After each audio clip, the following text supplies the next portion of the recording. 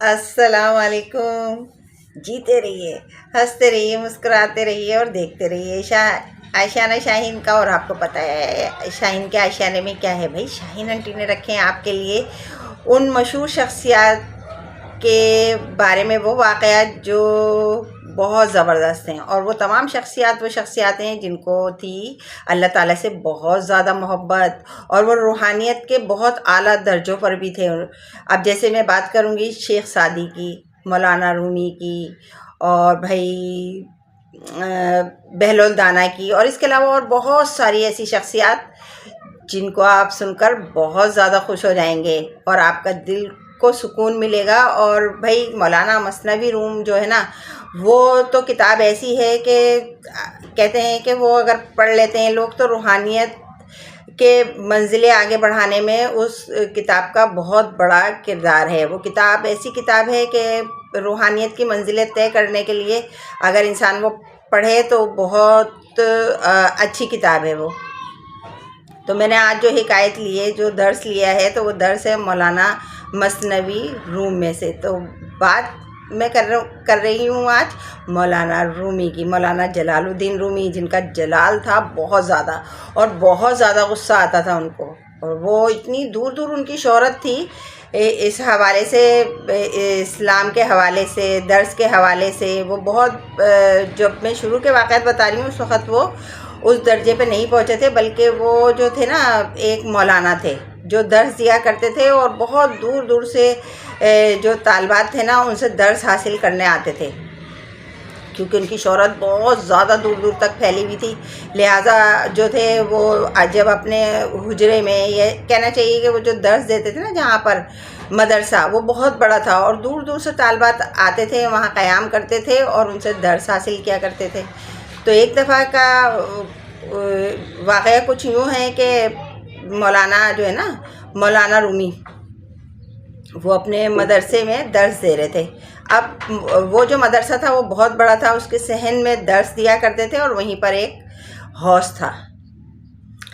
اس حوض کے پاس بیٹھے تھے اور درس دے رہے تھے کہ اتنے میں درس دینے میں، کیونکہ طالبات بہت زیادہ ہوا کرتے تھے، بہت بڑا ہجوم ہوتا تھا طالبات کا جب مولانا رومی درس دیا کرتے تھے.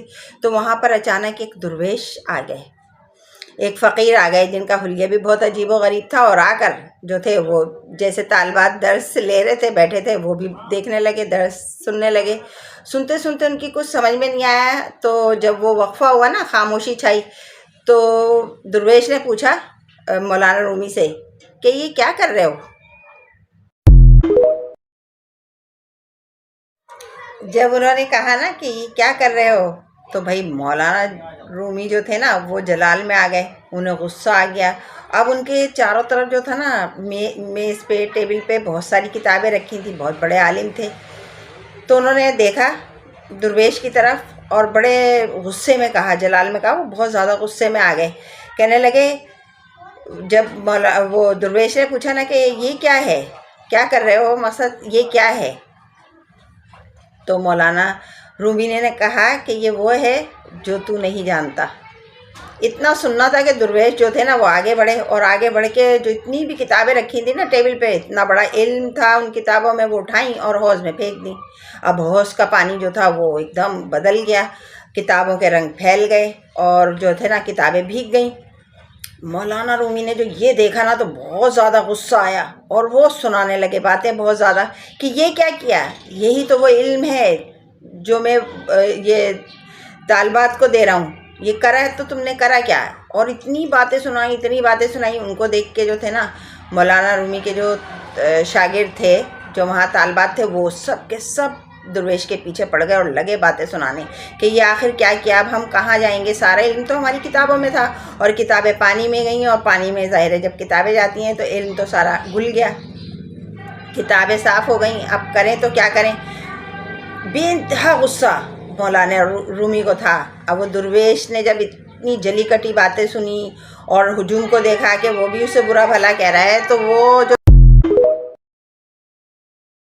پہلے تو درویش جو تھے نا وہ دیکھتے رہے مولانا رومی کی طرف، کبھی طالبات کی طرف، کہ سب کے سب جو تھے غصہ کر رہے تھے، اور درویش جو تھے ان کو برا بھلا کہہ رہے تھے.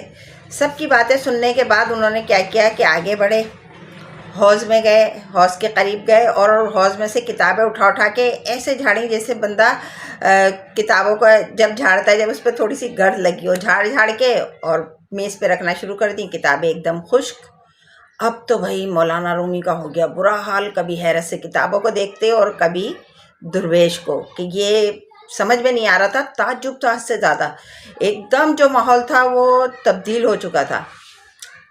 مولانا رومی کا غصہ پتہ نہیں کہاں چلا گیا اور وہ بڑی حیرت سے دیکھ رہے تھے کتابوں کو اور درویش کو۔ پھر ان سے رہا نہ گیا، پوچھا یہ کیا ہے؟ تو درویش نے مسکرا کر کہا یہ وہ ہے جو تو نہیں جانتا۔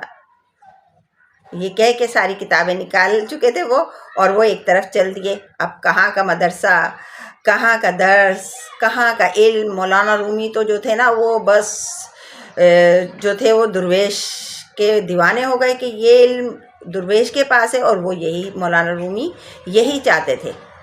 جب انسان اللہ تعالیٰ کے قریب ہوتا ہے نا تو جو چاہے وہ کر سکتا ہے اپنے رب کی رضا سے۔ تو اس درویش نے بھی یہ کیا، اور آپ کو پتہ ہے وہ درویش کون تھے؟ وہ تھے شمس تبریز۔ اب مولانا رومی جو تھے نا ساری کتابیں، سارا علم دھرے کا دھرا رہ گیا ان کا، اور وہ جو تھے نا وہ چل دیے ان کے پیچھے پیچھے، شمس تبریز کے پیچھے۔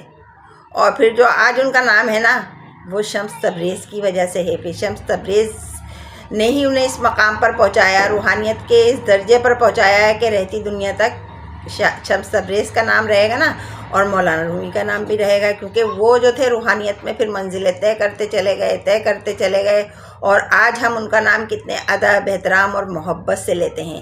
اسی طرح کے بہت سارے واقعات جو ہے نا میں آپ کو سنانے والی ہوں مولانا مثنوی روم میں سے۔ اگر آپ کو مولانا مثنوی روم پسند ہے، حکایتیں پسند ہیں، تو مجھے اپنے کمنٹس کے ذریعے ضرور بتائیے گا، اور بھائی میرے چینل کو کر دیجیے گا سبسکرائب۔